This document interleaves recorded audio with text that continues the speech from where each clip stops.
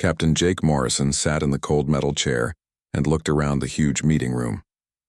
The walls curved up in a way like the inside of a giant ball. Bright lights hung from the ceiling and cast sharp shadows on the 12 different tables arranged in a circle. Each table held representatives from different alien species that made up the Galactic Defense Coalition. Jake felt small compared to the creatures around him. To his left sat Admiral Crix, a Zephyrian who looked like a giant insect. His body was covered in hard black plates that clicked when he moved. 6 arms stuck out from his torso, and his head had large compound eyes that seemed to look in all directions at once. When Crix spoke, his voice sounded like grinding metal mixed with the buzz of angry wasps. On the other side of the room, the Vortani delegates sat perfectly still. They looked like walking crystals made of blue and green glass.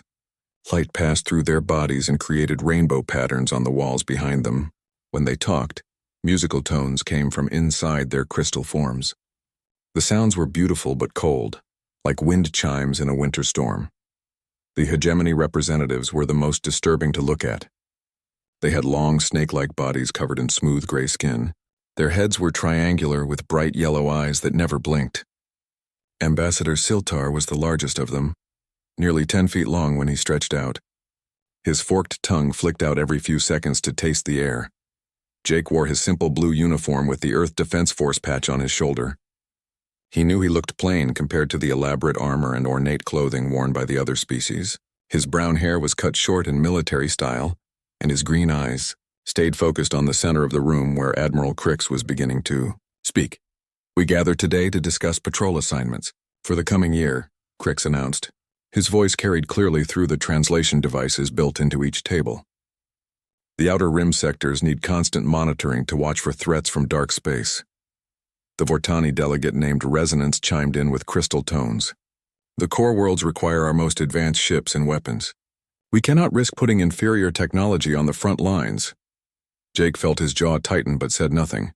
He knew what was coming next. Siltar raised his snake-like head and spoke in a hissing voice.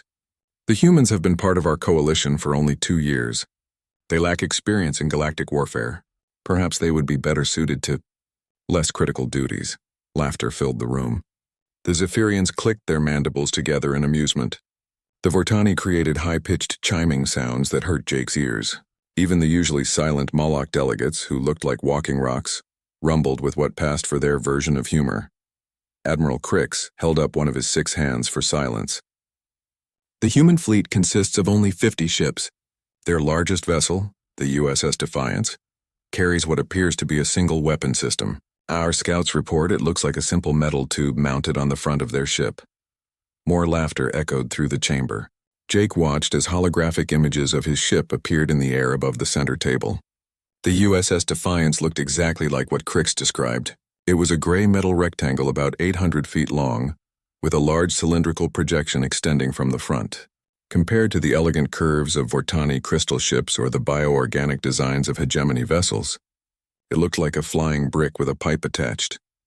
"Primitive kinetic weapons," chimed a Vortani scientist named Harmony. "They still use solid projectiles instead of plasma or quantum disruptors." "How quaint." The room filled with more alien laughter. Jake kept his face blank and his hands flat on the table. He had been warned that this meeting would be difficult, but experiencing the mockery firsthand was worse than he had expected. Commander Lisa Park's voice came through his earpiece from the ship. "Captain, are you seeing this display? They're broadcasting images of our vessel to the entire fleet." Jake touched his ear to respond quietly. "I see it, Lisa. Stay calm and keep monitoring their communications." On the holographic display, the USS Defiance rotated slowly so all the delegates could see it from every angle. Ships from other species floated nearby for comparison. The Zephyrian war cruisers bristled with dozens of plasma cannon arrays. The Vortani vessels looked like flying cathedrals made of pure light. The hegemony bioships pulsed with organic weapon pods that seemed to breathe. "As you can see," Admiral Crix continued, "human technology appears to be several centuries behind our current standards. Therefore, I propose assigning their fleet to patrol the dead zones in sectors 47 through 52. Ambassador Siltar's tongue flicked out in approval. "The outer rim beyond the galactic edge, where nothing interesting ever happens." An excellent choice, agreed Resonance. They can handle simple monitoring duties while our real warships protect the important systems. Jake finally spoke up. His voice sounded small in the vast chamber. The Earth Defense Force accepts whatever assignment the Coalition deems appropriate. The room fell silent for a moment. Then Admiral Crix's compound eyes focused on Jake. How refreshing, a species that knows its place. The laughter started again, louder this time. Jake sat quietly and waited for it to end. He thought about Commander Park and the crew of 200 humans aboard the USS Defiance. They had trained for years to join this coalition. They had studied alien languages and customs. They had retrofitted their ship with coalition, communication systems, and navigation equipment, and now they were being assigned to patrol empty space at the edge of the galaxy. The meeting continued for another hour as the real assignments were handed out. The Zephyrians would patrol the core worlds around the galactic center. The Vortani would guard the trade routes between major star systems. The Hegemony would monitor the borders with hostile alien empires. Every other species received important duties protecting valuable targets. Finally, Admiral Crix stood up on his 6 legs. This concludes our annual defense planning session. May your weapons stay sharp and your enemies stay distant. The delegates began filing out of the chamber. As Jake stood to leave, Ambassador Siltar slithered over to him. The snake-like alien towered over the human captain. "Do not feel bad about your assignment, little human," Siltar hissed. "Every coalition needs members who can handle the simple tasks.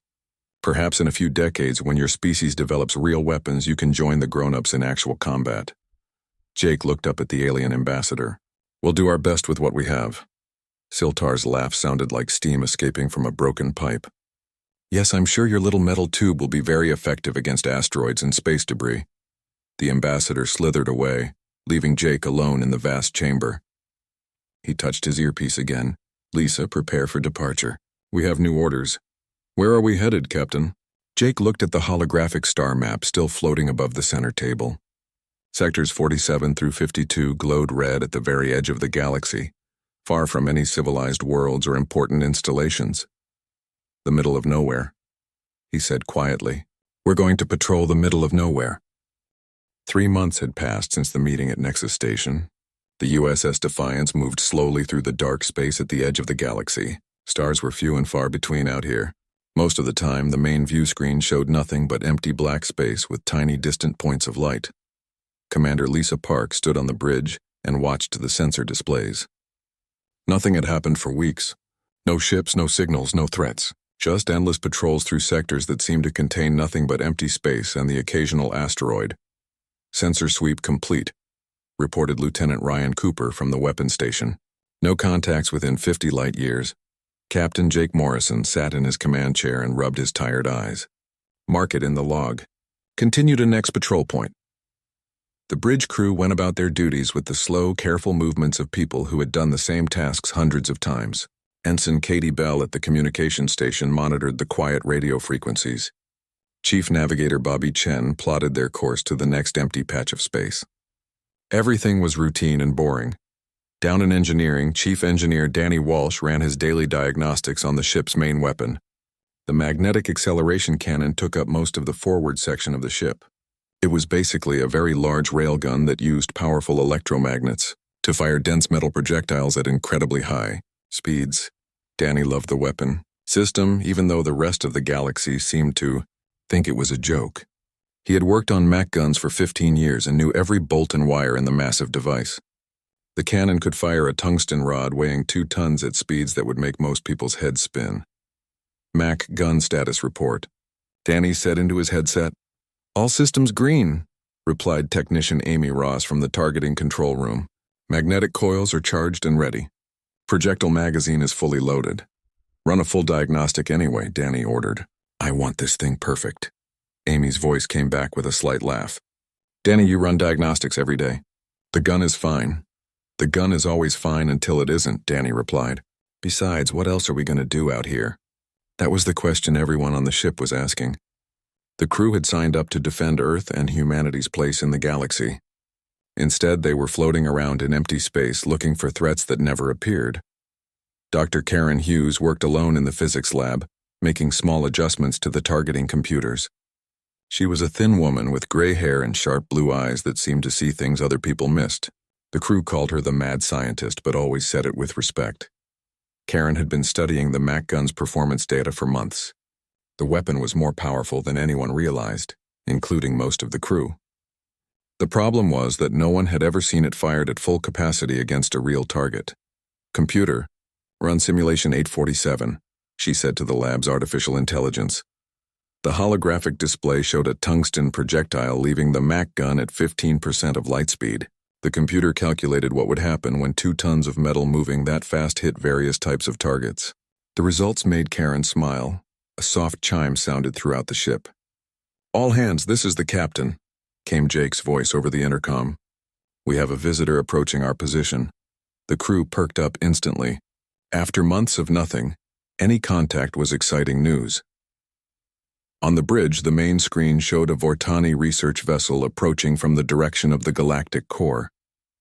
The crystal ship was beautiful to look at, with light flowing through its transparent hull in patterns that shifted like liquid rainbows. "They're hailing us," reported Katie from communications. "Put them on screen," Jake ordered.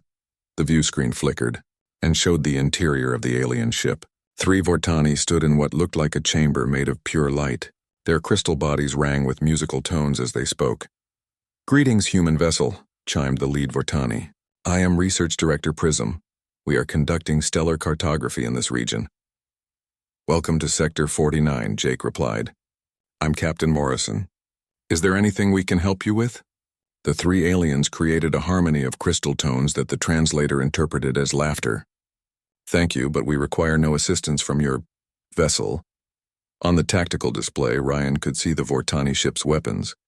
Dozens of focused light beams that could slice through most known materials. Their shields could deflect energy weapons, and their hull could repair itself if damaged. "We were curious about your ship's design," continued Prism. "Our sensors indicate you carry only a single weapon system. How do you expect to fight with such limited firepower?" Jake felt his jaw tighten but kept his voice level. "We make do with what we have." The Vortani rang with more musical laughter. "How primitive. Our vessel carries 47 different weapon arrays, each one capable of destroying targets at the molecular level." Ryan's hands clenched into fists at his station. He had been the top gunner in the Earth Defense Force Academy. He knew exactly what the Mac gun could do, but these aliens talked about human weapons like they were toys. "Perhaps you would like to see a demonstration?" offered Prism. "We could show you how real weapons work." Before Jake could respond, the Vortani ship fired a brilliant beam of focused light at a nearby asteroid. The rock, about the size of a small building, simply vanished in a flash of superheated plasma. "Impressive," the aliens chimed. "Now perhaps you could show us your weapon in action?" Jake looked at Ryan, who shook his head slightly. Firing the Mac gun would reveal its true capabilities, and something told Jake it was better to keep that information secret for now. "Our weapon is designed for specific tactical situations," Jake said carefully. "This isn't the right time for a demonstration." The Vortani created sounds that might have been disappointment. "As we suspected, human weapons are probably too weak to damage even a small asteroid." The alien ship began to move away, but not before broadcasting something on an open frequency that reached ships throughout the sector. The message included detailed scans of the USS Defiance and commentary about human technological limitations. Katie's face was red with anger. "Captain, they're sending our ship specifications to every vessel within 20 light years. They're making fun of us." Jake watched the Vortani ship disappear into hyperspace. "Let them talk, Katie. Words don't hurt anyone." But the damage was already done. Over the next few weeks, more alien ships began passing through their patrol sector just to get a look at the primitive human vessel. Ship captains from a dozen different species made detours to see the humans and their pathetic single gun, a Zephyrian. Heavy cruiser stopped by and its captain challenged Jake to a target practice competition. When Jake declined, the insect-like aliens clicked their mandibles in amusement and broadcast the encounter to their entire fleet. Hegemony patrol ships slithered through their sector and transmitted mocking hisses about the metal pipe mounted on the human ship. Their bio-organic weapons writhed and pulsed as if laughing at the Mac gun's simple design. Even the usually polite Meridian traders began making jokes when they passed through. Their merchant vessels were armed with quantum disruptors that could phase matter out of existence, and they couldn't understand why humans still used throwing rocks as a weapon system. The crew's morale began to drop. They had joined the coalition to prove humanity's worth, but instead they were becoming the laughingstock of the galaxy. Some crew members started requesting transfers back to Earth. Commander Park found Jake in his quarters late one night, staring out the small viewport at the distant stars. "The crew's getting restless," she said quietly. "They feel like we're wasting our time out here." Jake nodded without turning around. "I know. I feel the same way sometimes. Maybe we should request a transfer to a more active sector. Show them what we can really do." "With what?" Jake asked. "You heard what they said about our weapon. Every ship in the galaxy has dozens of exotic weapon systems. We have one gun that fires chunks of metal." Lisa sat down in the chair across from his desk. "Danny thinks the Mac gun is more powerful than we let on. He's been running calculations with Dr. Hughes. Calculations are one thing. Combat is something else entirely." Through the viewport, they could see the running lights of another alien ship passing in the distance. It was probably another curious captain coming to look at the humans and their primitive technology. "Maybe they're right," Jake said quietly. "Maybe we don't belong out here." But down in the physics lab, Dr. Hughes was finishing her latest simulation.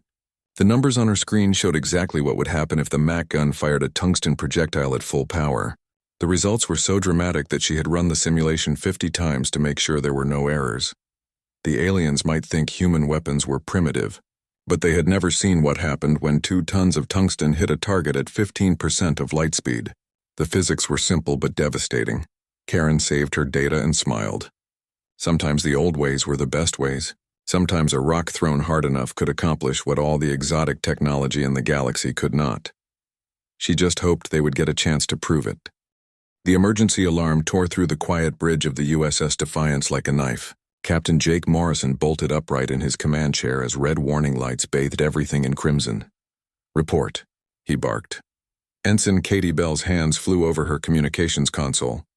"Captain, we're receiving priority alerts from multiple coalition fleets. Something big is happening in the core sectors." The main view screen flickered to life, showing Admiral Crix's insect-like face. The Zephyrian's compound eyes reflected the panic in his voice. "All coalition vessels, this is Fleet Command. We have a code black emergency. The Devourer fleet has emerged from dark space."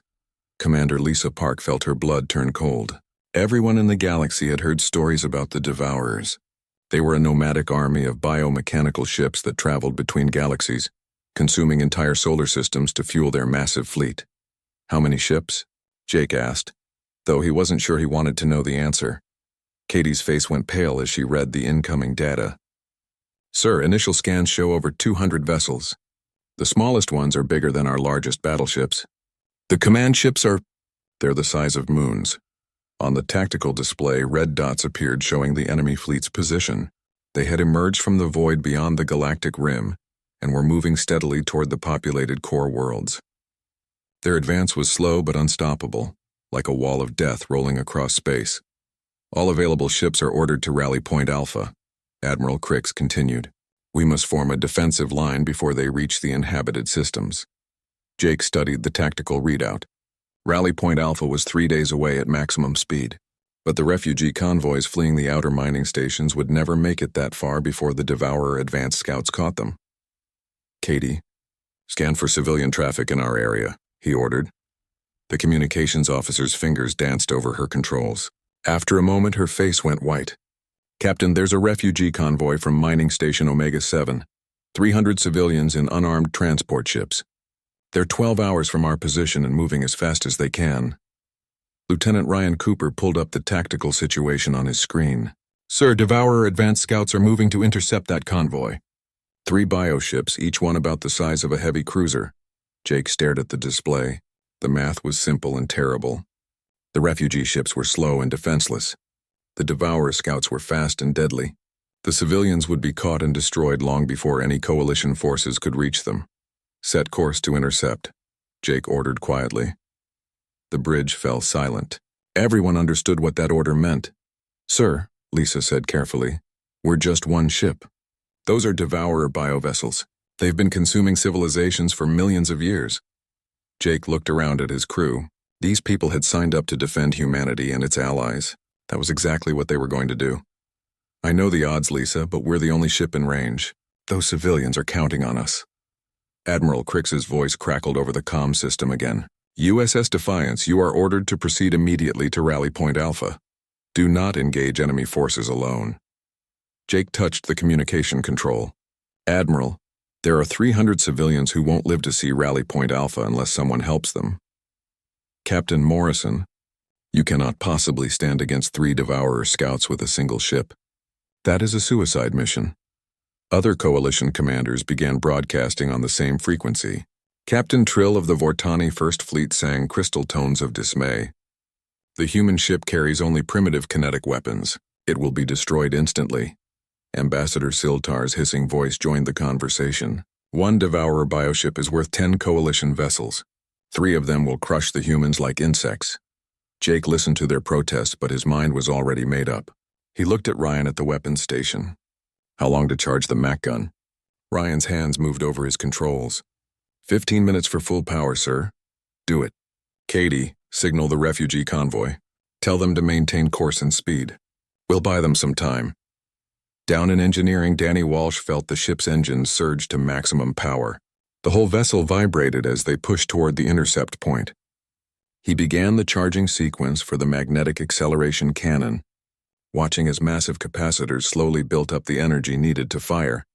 Amy, get down to the magazine and prep our heaviest tungsten rods, he called to his assistant. How many should I load? She asked. Danny thought about it. Against 3 Devourer ships, they might get 1 or 2 shots before being destroyed. Load 3. If we're going down swinging. In the physics lab, Dr. Karen Hughes watched the tactical display with intense interest. This would be the first time anyone had seen the Mac gun fire at full power against a real target. Her calculations suggested the results would be spectacular. But calculations and reality were 2 different things. The USS Defiance dropped out of hyperspace right between the refugee convoy and the approaching Devourer scouts. The 3 bioships were massive, their living hulls covered in weapon pods that pulsed like beating hearts. Each one was easily 10 times larger than the human vessel. On the bridge, everyone stared at the main screen in silence. The enemy ships looked like gigantic sea creatures swimming through space, their organic hulls rippling with movement. Dozens of weapon ports opened along their sides like gaping mouths. Sir, Ryan reported, the bioships are scanning us. I think they're trying to figure out what we are. Jake could understand their confusion. The Devourers had fought against every major spacefaring civilization in the galaxy. They knew coalition ship designs and weapons, but humanity was new to galactic politics, and the Devourers had never seen anything like the USS Defiance. They're transmitting something, Katie announced. The universal translator is having trouble with it, but I think it's... Laughter? The lead bioship began moving toward them, its hull rippling with what looked like amusement. Energy began building up in its forward weapon clusters, preparing to swat aside this small, strange vessel. Admiral Crix's voice came over the comm one last time. Captain Morrison, please reconsider. Your ship cannot possibly survive this engagement. Jake looked around his bridge at the faces of his crew. They were scared, but they were ready. They had trained for this moment even if they had never expected it to come so soon. Admiral, we appreciate your concern, but those civilians are under our protection now. He switched to ship-wide communications. All hands, this is the captain. We are about to engage 3 enemy vessels in defense of a civilian convoy. I won't lie to you about our chances, but sometimes being human means standing up when everyone else says you should run. He looked at Ryan at the weapons station. Is the Mac gun ready? Ryan's voice was steady despite the sweat on his forehead. Fully charged and loaded, sir. Tungsten penetrator rod weighing 2 tons. Target locked on the lead bioship. The 3 Devourer vessels spread out in an attack formation, clearly not taking the lone human ship seriously. Energy weapons began charging along their hulls, creating an eerie green glow that pulsed like a heartbeat. Jake settled back in his command chair and spoke the words that would change everything. Fire the Mac gun. The USS Defiance shuddered as the magnetic acceleration cannon fired. Deep in the ship's core, massive electromagnets discharged their stored energy in a precisely timed sequence. The tungsten rod accelerated down the length of the cannon's barrel, gaining speed with each passing microsecond. Lieutenant Ryan Cooper watched his targeting display as the projectile left the ship at 15% of light speed. 2 tons of ultra-dense metal moving faster than most people could imagine, invisible to the naked eye but tracked perfectly by the ship's sensors. The Devourer bioships continued their lazy approach, apparently unaware that anything had been fired at them. Their organic hulls pulsed with confidence as they prepared to destroy this small, annoying vessel and continue hunting the refugee convoy. The tungsten rod struck the lead bioship exactly, amidships. What happened next defied every expectation of space combat that the galaxy had. Developed over thousands of years, the projectile didn't just penetrate the bioship's hull. It didn't just punch through the vessel's armor plating. At 15% of light speed, the tungsten rod carried so much kinetic energy that it instantly converted matter to plasma on contact. The entire forward section of the Devourer's ship simply ceased to exist. A sphere of superheated plasma expanded outward from the impact point, vaporizing everything within a mile radius. The bioship's living hull, evolved over millions of years to resist energy weapons and quantum disruptors, had no defense against the simple physics of mass and velocity. The explosion was visible from hundreds of miles away. A new star seemed to bloom in space for several seconds before fading, leaving nothing but expanding clouds of ionized gas where a massive warship had been. On the bridge of the USS Defiance, the crew stared at their instruments in stunned silence. "Direct hit," Ryan reported, his voice barely above a whisper. "Target destroyed." Captain Jake Morrison blinked at the tactical display. Where the lead bioship had been, there was now just empty space and a rapidly expanding debris field of plasma and vapor. The 2 remaining Devourer ships stopped their advance immediately. Their biomechanical brains, evolved for warfare across countless star systems, struggled to process what they had just witnessed. One of their kind had been completely annihilated by a single projectile from a ship they had dismissed as harmless. Commander Lisa Park found her voice first. "Sir, the remaining bioships are changing course. They're trying to retreat." Jake's combat instincts kicked in. The enemy was confused and running. This was the moment to press the advantage. "Ryan, can you get another shot?" The weapons officer's hands flew over his controls. "Mac gun recharging now, sir." Dr. Hughes modified the capacitor system. "We can fire again in 90 seconds instead of the usual 5 minutes. Down in the physics lab, Dr. Karen Hughes watched her modifications work perfectly. She had spent months redesigning the cannon's power systems, knowing that in real combat, speed of reloading could mean the difference between victory and death. The 2 surviving bioships were accelerating away from the human vessel, their organic hulls rippling with what could only be described as fear. These ancient predators had never encountered anything like the Mac gun's devastating power, but they were still between the USS Defiance and the refugee convoy. "Second shot ready," Ryan announced. Jake studied the tactical display. The fleeing bioships were moving in a straight line, one behind the other. An idea formed in his mind so crazy that it just might work. "Target the rear ship," he ordered. "Maximum power." Ryan locked onto the second Devourer vessel and fired. Once again, the ship shuddered as the electromagnets discharged. Another tungsten rod accelerated down the barrel and launched into space at incredible speed. This time, the crew was ready for what happened next. The tungsten projectile struck the rear bioship and vaporized it instantly in another brilliant explosion of plasma and energy. But something else happened that surprised everyone. The tungsten rod was so dense and moving so fast that vaporizing an entire starship barely slowed it down. The projectile continued through the plasma cloud and struck the third bioship a few seconds later. 2 explosions lit up space in rapid succession. Both remaining Devourer vessels were completely destroyed by a single shot. The bridge fell silent except for the quiet hum of the ship's systems. Everyone stared at the main screen, where 3 expanding plasma clouds marked the spots where the enemy ships had been. "All targets destroyed," Ryan reported in a voice filled with amazement. 2 kills with 1 shot. Katie Bell's communications console began lighting up with incoming signals from across the sector. Coalition ships, monitoring stations, and refugee vessels had all detected the massive energy signatures from the destroyed bioships. "Captain," Katie said, "we're receiving messages from Admiral Crix, the refugee convoy, and about 50 other ships wanting to know what just happened." Jake looked around at his crew. They had just accomplished something that military strategists would have said was impossible. 3 Devourer bioships, each one a threat to entire star systems, had been destroyed in less than 5 minutes by a single human vessel. "Put Admiral Crix on screen," he ordered. The Zephyrian's compound eyes seemed to be having trouble focusing when his image appeared. His mandibles clicked rapidly in what might have been shock. "Captain Morrison," Crix began, then stopped. "What did you just do?" "We eliminated 3 enemy vessels that were threatening civilian ships," Jake replied calmly. "Our sensors detected 3 massive explosions. Each one released enough energy to power a star for several minutes. How is that possible with your primitive kinetic weapon?" Dr. Hughes appeared on the bridge, having rushed up from her lab to see the results of her work.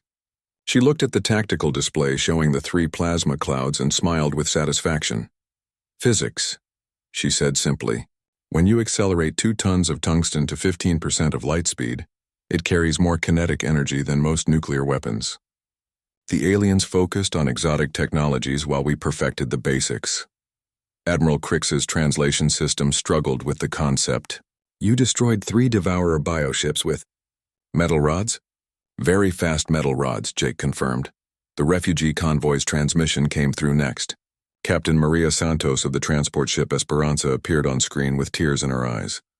"USS Defiance, this is the refugee convoy. You just saved 300 lives. We don't know how to thank you." Jake felt a warm feeling spread through his chest. This was why they had joined the coalition. This was what it meant to be human. "Just get your people to safety, Captain Santos. That's thanks enough." Other coalition ships began arriving in the area, having detected the massive energy releases. Fortani crystal vessels, Zephyrian war cruisers, and ships from a dozen other species all came to see what had happened. They found the USS Defiance floating calmly in space, surrounded by the slowly expanding remains of 3 Devourer bioships. The human vessel looked exactly the same as before, showing no signs of damage or stress from the battle. Captain Trill of the Vortani First Fleet transmitted on an open frequency. "This is impossible. How did one ship destroy 3 biovessels?" Ambassador Siltar's hissing voice joined the conversation. "Our sensors confirmed 3 massive explosions, but the human ship shows no energy weapon signatures. How did they generate such destruction?" Jake looked at his crew and saw the pride in their eyes. For months, they had been treated like second-class citizens in the coalition. Their ship had been mocked and their weapons dismissed as primitive. Now everyone wanted to know their secret. "Admiral Crix," Jake said, "we're ready to proceed to Rally Point Alpha. I believe the coalition fleet could use our assistance with the main Devourer force." For the first time since humans had joined the coalition, alien commanders were asking to have human ships assigned to their battle groups. The USS Defiance and its primitive weapon had just changed the balance of power in the galaxy. The age of human warfare had begun. The coalition fleet at Rally Point Alpha had never seen anything like it. Ships from 12 different species floated in defensive formations, their crews watching in amazement as the USS Defiance approached. Word of the battle had spread through the entire Galactic Defense Network within hours. Captain Jake Morrison stood on his bridge and watched the massive fleet assemble on the main view screen. Hundreds of vessels stretched out in all directions, from tiny Meridian scouts to massive Zephyrian dreadnoughts. But for the first time since humanity had joined the coalition, other ships were moving aside to give the USS Defiance a place of honor in the formation. Admiral Crix's image appeared on the communications screen. The insect-like alien's compound eyes focused intently on Jake, and his mandibles clicked with what the translation system interpreted as respect. "Captain Morrison, the Coalition Command Staff requests your immediate presence aboard the flagship. We need to understand exactly what happened in Sector 49. Jake nodded. "I'll be right over, Admiral." "And Captain," Crix added, "bring your physicist. We have many questions about your weapon system." An hour later, Jake and Dr. Karen Hughes sat in the Coalition's main briefing room aboard the massive command ship Nexus Prime. The same circular chamber, where humans had been mocked just months before, was now filled with alien commanders hanging on their every word. Dr. Hughes stood at the center holographic display, showing a detailed breakdown of the MAC gun's operation. Her gray hair was pulled back and her blue eyes sparkled with the joy of finally being able to explain her life's work to people who understood its importance. "The principle is quite simple," she began. "We use a series of electromagnetic coils to accelerate a dense projectile to extreme velocity. The tungsten rods weigh 2 tons each and reach 15% of light speed when they leave the barrel." Captain Trill of the Vortani sang crystal tones of amazement. 15% of light speed? Our most advanced quantum accelerators can barely achieve 5%. "The physics are different," Karen explained. "Your weapons focus on exotic energy states and matter manipulation. Our approach uses the fundamental relationship between mass velocity and kinetic energy. When something weighs 2 tons and moves at 45,000 kilometers per second, the impact energy is beyond what most people can imagine." Ambassador Siltar raised his snake-like head. "But how do you achieve such acceleration?" "Our bioorganic launchers use living muscle fibers enhanced with quantum fields." Karen smiled. "Electromagnetic induction. We create a moving magnetic field that pulls the projectile along behind it. The technology is actually quite old by human standards. We've been using magnetic acceleration for over 300 years. The room fell silent as the alien commanders processed this information. Admiral Crix clicked his mandibles thoughtfully. 300 years of development, he said slowly. While we pursued exotic technologies, humans perfected the basics. It's more than that, Jake added. Earth has seen constant warfare throughout our history. We learned to make weapons that are simple, reliable, and devastating. The Mac gun has only one moving part, and no complex energy systems to fail in battle. Dr. Hughes activated another hologram showing the tungsten projectile's path through the bioship. At the velocities we achieve, normal matter simply cannot resist the impact. The projectile converts everything it touches into plasma through pure kinetic energy transfer. Research Director Prism of the Vortani created harmonic tones of confusion. But your targeting systems appear primitive. How do you achieve such accuracy? Predictive mathematics, Karen replied. We calculate the target's position, velocity, and acceleration, then fire to where it will be when the projectile arrives. The targeting computer makes thousands of corrections per second during the brief acceleration phase. A new voice joined the conversation. Commander Valtar of the Hegemony Biofleet had been silent until now, but his hissing words carried newfound respect. We monitored your engagement with our deep space sensors. The second shot that destroyed 2 bioships simultaneously was remarkable. How did you know the projectile would retain enough energy to penetrate both targets? Jake and Karen exchanged glances. The truth was they hadn't been completely sure it would work. Calculated risk, Jake said finally.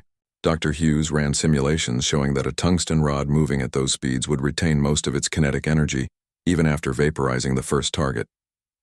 Simulations? Admiral Crix leaned forward.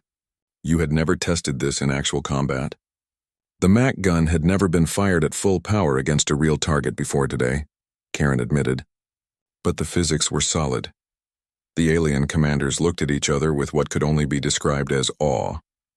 The humans had destroyed 3 Devourer bioships with an untested weapon, based purely on mathematical calculations. Admiral Crix stood up on his 6 legs. Captain Morrison, the Coalition formally requests that human ships be reassigned to frontline positions. Your fleet's capabilities have been severely underestimated. We accept, Jake replied, but we'll need time to brief other human captains on combat tactics. How many ships like the USS Defiance does Earth possess? Asked Captain Trill. 50 vessels, all equipped with Mac guns, Jake answered. Some are larger than the Defiance and carry multiple cannons. The room erupted in excited alien chatter. Clicking mandibles, harmonic crystal tones, and hissing voices all mixed together as the commanders realized what this meant for the war against the Devourers. 50 ships, Siltar repeated, each one capable of destroying multiple enemy vessels with single shots. Dr. Hughes pulled up another display, showing the human fleet's technical specifications. Our largest vessel is the USS Constitution. It carries 5 Mac guns and can fire a full salvo every 2 minutes. Admiral Crix's eyes reflected the tactical possibilities. We could use human ships as breakthrough weapons. Your kinetic projectiles would punch holes in Devourer defensive formations that our energy weapons cannot penetrate. Jake thought about his crew back on the USS Defiance. They had gone from being the laughingstock of the galaxy to the Coalition's most valuable assets in the span of a single battle. "There's one more thing you should know," he said. "Human ships work best when we're allowed to use our own tactics. We fight differently than other species." "How so?" asked Research Director Prism. "We prefer direct engagement at close range. Most of your species try to fight from as far away as possible, with long-range energy weapons. Humans like to get close and hit hard." The alien commanders considered this. Most galactic warfare involved elaborate long-range duels between opposing fleets, with ships rarely getting within visual range of each other. "Your weapons are most effective at close range?" Admiral Crix asked. "The closer the better," Jake confirmed. "Mac gun projectiles maintain full power regardless of distance, but our targeting is most accurate within 50,000 kilometers." "Visual range combat," Siltar hissed with what sounded like approval. "Brutal and direct," Dr. Hughes added one final detail. "We can also use different types of projectiles depending on the target. Tungsten penetrators for heavy armor, explosive rounds for formations, and fragmentation shells for fighter swarms." The meeting continued for several more hours as human tactics were integrated into the Coalition's battle plans. By the time it ended, Jake found himself appointed as overall commander of the Coalition's breakthrough assault force. As he and Dr. Hughes returned to the USS Defiance, they found the crew watching alien ships reposition themselves around their vessel. For the first time since joining the Coalition, other species were asking to fly in formation with humans instead of the other way around. Commander Lisa Park met them in the docking bay. "Captain, we've received formal requests from 6 different species asking to attach their ships to our battle group." Jake smiled as he looked around at his crew. 3 months ago, they had been assigned to patrol empty space because no one thought they were capable of real combat. Now they were leading the Coalition's most important military operation. "Signal the fleet," he ordered. "All ships prepare for hyperspace jump to the main battlefield. It's time to show the Devourers what human warfare really looks like." The USS Defiance powered up its engines and took point position at the head of a formation that included the most powerful warships in the galaxy. As they jumped to hyperspace heading toward the largest space battle in galactic history, Jake reflected on how quickly things could change. The aliens had mocked humanity's primitive weapons and weak warships. They had laughed at the simple design of the Mackey gun and dismissed human technology as centuries behind their own. Now those same aliens were following human ships into battle, trusting their lives to the devastating power of accelerated tungsten rods. Sometimes the old ways really were the best ways.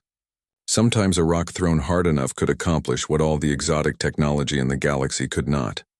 The age of human warfare had begun, and the galaxy would never be the same.